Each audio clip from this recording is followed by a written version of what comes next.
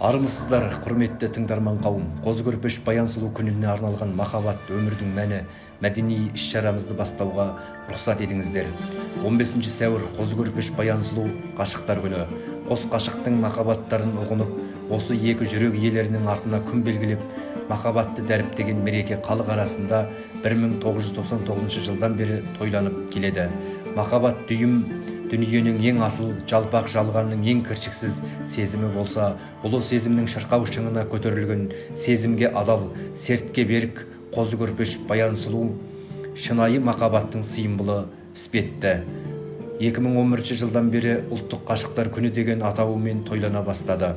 Махаббат символына айналған қыз жібек пен төлеген, еңлік пен кебек қозы көрпеш баян сұлуды насихаттау үшін енгізілді. Ежелден ақ адам баласы ұлы махаббат сезімін ерекше қадірлеп, қастерлеп келген. Соның әсері болса керек, әр халық осы сезімді құрметтеп, бағалануын тілеп, түрлі күндерді ойлап тапқан. Енді елімізде махаббатты қастерлеудің жаңа дәуірі келе жатыр. Кіршіксіз махаббатқа толы жүрек иелері қозы көрпеш пен баян сұлу күнін атап өтіп, осы күні барлық жақындарымызға, ғашықтарымызға сезімімізді, құрметімізді көрсету әр қазақтың борышы болса керек. Бұл екі ғашық шамамен 12-13 ғасырларда ғұмыр кешкен Сарыбай мен Қарабайдың төл перзенттері. Аң аулап жүріп құдаласқан бұл екеуі ұл-қызының кейінірек махаббат жолында түрлі қиыншылықтарға ұрынарын қайдан білсін. Дүние қоңыздықпен көре алмаушылық, кекпен ашуға тап болған қос жүрек иесі өле-өлгенше бір-біріне деген нәзік сезімдерін сақтай білген.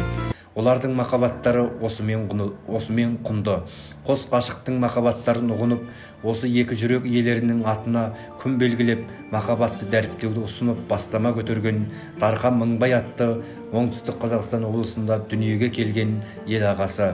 Мереке 1999 жылдан бері атап өтіліп келе жатса да, күшіне енді еніп жастарды қызықтырып, бір ойдың, бір идеяның астына жинап отыр.